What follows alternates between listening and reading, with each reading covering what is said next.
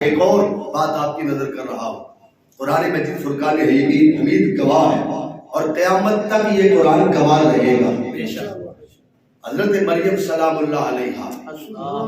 کتنی نیک دامن be be ہے، وہ جن کی پرورش اللہ نے اپنے گھر میں کروائی، سبحان اللہ، اور معاشرہ کہتا تھا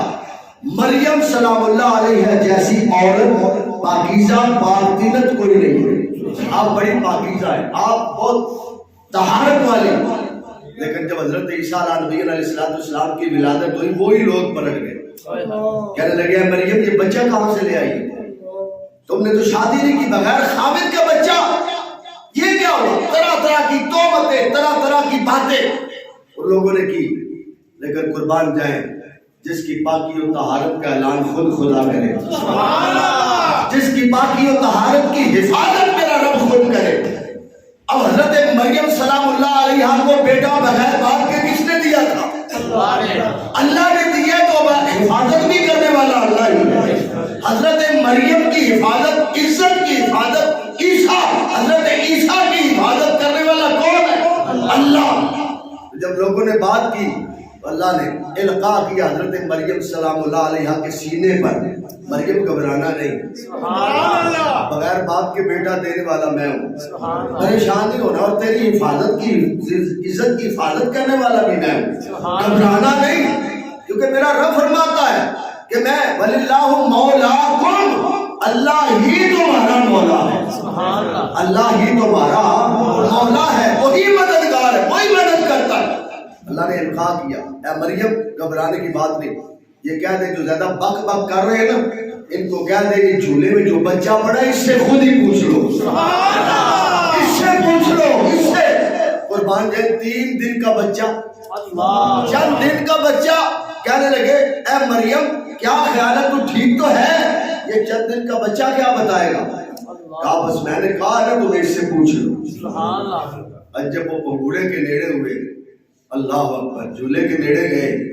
تو کہنے لگے بتاؤ یہ کیا ماجرا ہے؟ تو حضرت عیسیٰ علیہ السلام نے جو جملہ کہا وہ قرآن میں آج بھی موجود ہے۔ حضرت عیسیٰ علیہ السلام نے کہا انی عبد اللہ، کتنا پیارا جملہ ہے، انی عبد اللہ، میں تو اللہ کا بندہ ہوں، میں اللہ کا بندہ۔ اس دور کے اندر آپ نے یہ جملہ کہا جب شرک و بدعت اور جھوٹے خداؤں کی پرستش ہو رہی تھی، آپ نے کہا انی عبد اللہ، میں تو اللہ کا بندہ ہوں۔ ساتھ کہا آتانی الکتاب، مجھے میرے رب نے کتاب بھی عطا کی ہے۔ ساتھ فرمایا وجعلنی نبیا، میرے رب نے مجھے نبوت کا تاج بھی عطا کیا ہے۔ اب یہ 3 باتیں حضرت عیسیٰ علیہ السلام نے کی اور ان کی زبانیں گم ہو گئی، خاموش ہو گئے اور حیران ہو گئے کہ 3، حالانکہ میرا رب تو درختوں سے بھی حضرت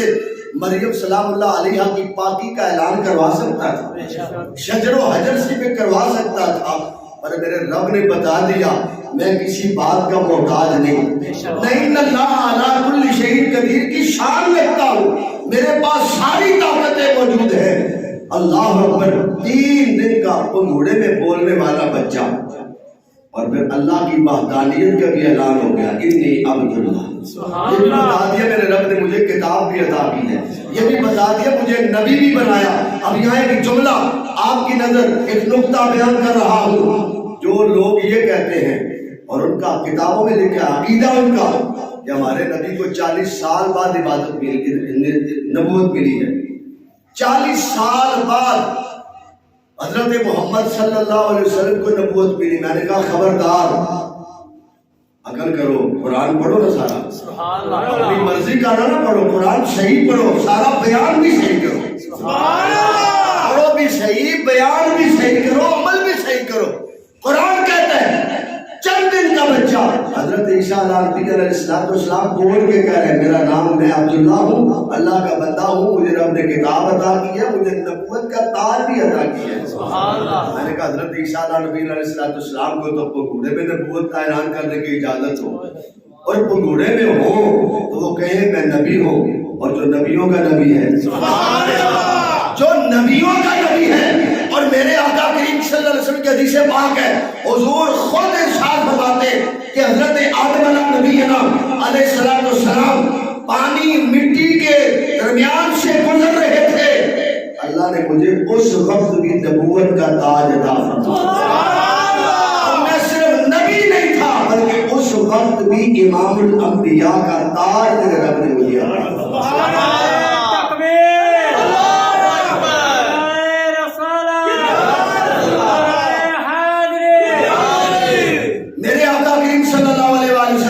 قربان جائیں، حضور کی یہ عظمت ہے، حضور نے 40 سال بعد آپ کو نبوت نہیں ملی بلکہ آپ نے اعلان نبوت 40 سال کی عمر میں فرمایا ہے، بلکہ میرے نبی صلی اللہ علیہ وسلم جب کوئی شے نہیں بنی تھی، جب نہ تب تھا نہ کم تھا، کچھ بھی نہ تھا، صرف خدا کی ذات تھی، اس وقت بھی میرے اور میرے آقا نبیوں کے امام تھے۔ اس وقت میں میرے آقا کریم صلی اللہ علیہ وسلم نبیوں کے امام تھے، تو پتہ چلا حضور تو نبیوں کے بھی امام ہیں۔ حضرت عیسیٰ علیہ السلام آپ پنگوڑے میں اپنی نبوت کا اعلان کر رہے ہیں، یہ رب کی مرضی ہے، جس سے چاہے پنگوڑے سے اعلان کروا دے اور جس سے چاہے 40 سال کے بعد اعلان کروا دے، یہ اللہ کی حکمت ہے، لیکن میرے نبی صلی اللہ علیہ وسلم ساری کائنات سے پہلے نبی، اسی لیے حضور کو اول و آخر نبی کہا جاتا ہے، اسی لیے حضور کو اول و آخر نبی کہا جاتا ہے کہ حضور سرور کائنات صلی اللہ علیہ وسلم پہلے نبی بھی ہیں اور آخری نبی بھی۔